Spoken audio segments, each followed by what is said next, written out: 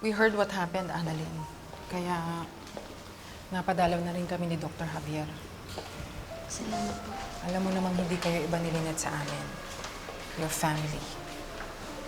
Dok, kamusta na pala si Ma'am Lynette? Nasa ICU pa rin si nanay. Hindi pa rin siya nagigising. Pero pinagdarasal ko nga na sana sa mga susunod na araw, mas maging okay na yung kondisyon ni nanay. Just trust the process, Dr. Santos. Magigising at magigising din si Lynette. We will pray for her fast recovery. Salamat po.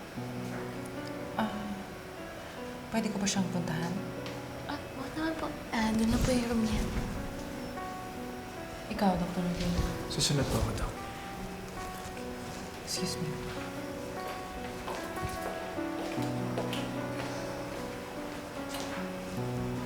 Dok, Yes. buti na lang nandito ka. Hihingin sana akong pabor sa'yo eh. Ano yun? Pwede mo bang kunin yung baril nila sa bahay namin? Tapos sasamahan ka nila ninang. Itapon mo or itabi mo. Basta ayoko lang na nandun yung baril na yun sa bahay. At saka ayoko na pagising ni nanay, makikita niya pa yung baril na yun. Alam mo, Dok, nagtataka nga rin ako eh. Kung bakit nagawang magtago ng baril ni Ma'am Lynette. Kasi that's out of her character eh.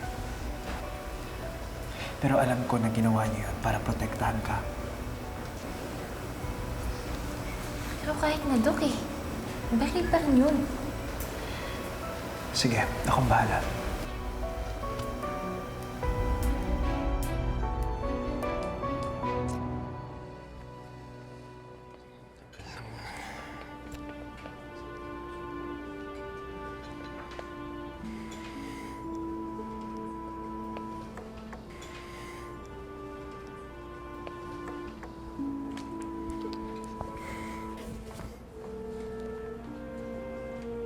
Waiter. Pahingi muna ng tubig, oh.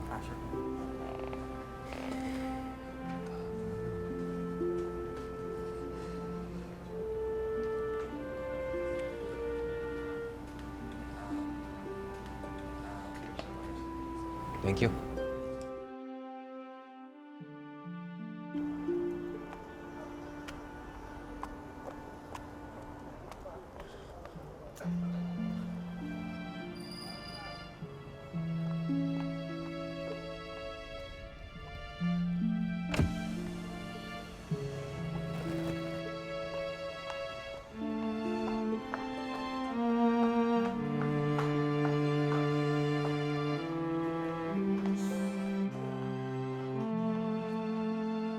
Mukhang ito na yung restaurant.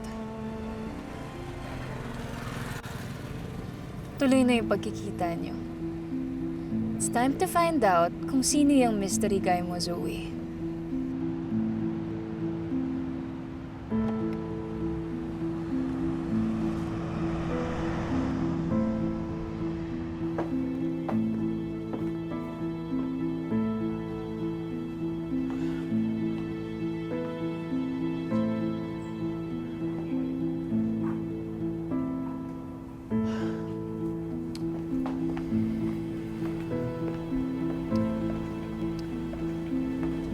Bakit ang tagal mo?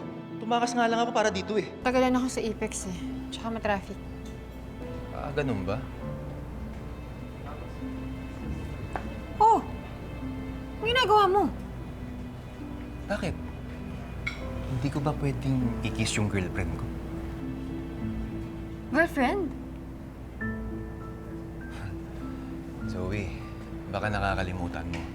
Malinaw ang usapan natin na kapag sinunod ko ang plano niyo ng mami mo, automatic, jowa kita. Dax, pwede ba?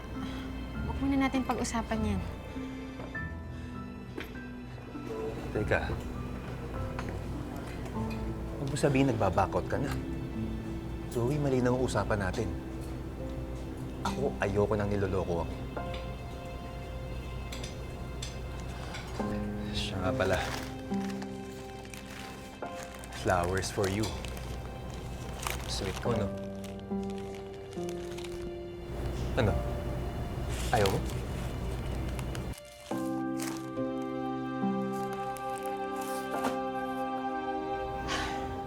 Dax, pwede bang huwag muna natin madaliin yung sa atin? If you want this relationship to last, pwede bang kilalanin muna natin yung isa't isa? Gusto mo ba yung mabilis na magiging tayo, pero mabilis din tayong magbe-break? Gusto mo ganun? Ayoko. Zoe, gustong-gusto kita. Gusto ko magtagal tayo.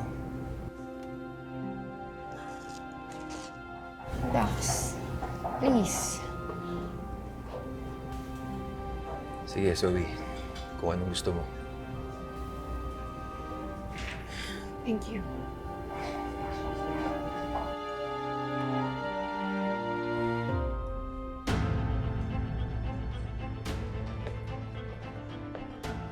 So, si Dax pala yung ka-dinner mo? Siya yung manliligaw mo?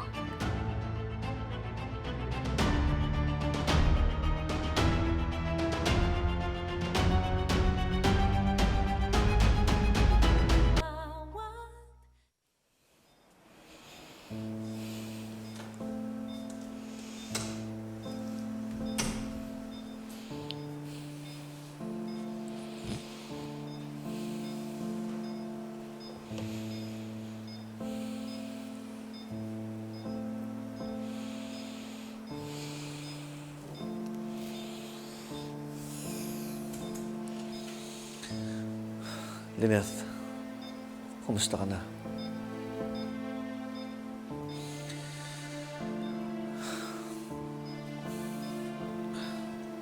Lynette, gumising ka na. Nandito na ako, mahal ko.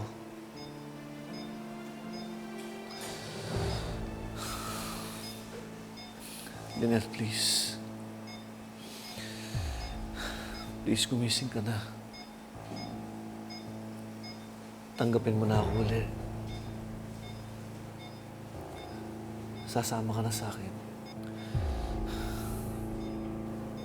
Lynette,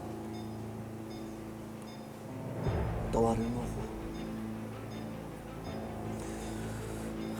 Mahal na mahal kita.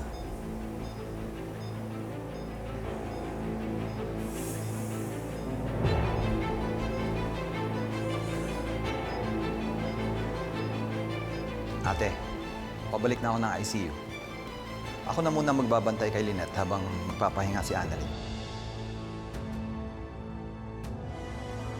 Sige ate, hintayin kita rito, okay?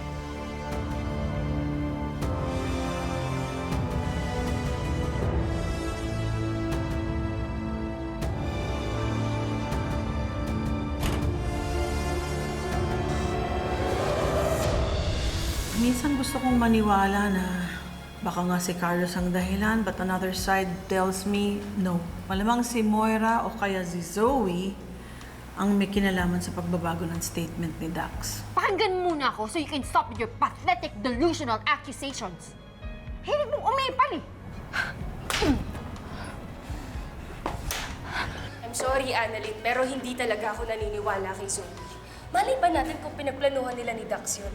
Parang iba yung kutob ko sa kanila. Sa lahat ng ayoko, ginagawa kong tanga. Dax, ano ba? Nasasaktan ako. Talagang masasaktan ka. Sinasabi ko sa'yo, huwag mo akong paglolokohin dahil hindi mo magugustuhan yung gagawin ko. This is it, ate. Finally, bumaba na ang desisyon ng korte. Anong desisyon ng korte?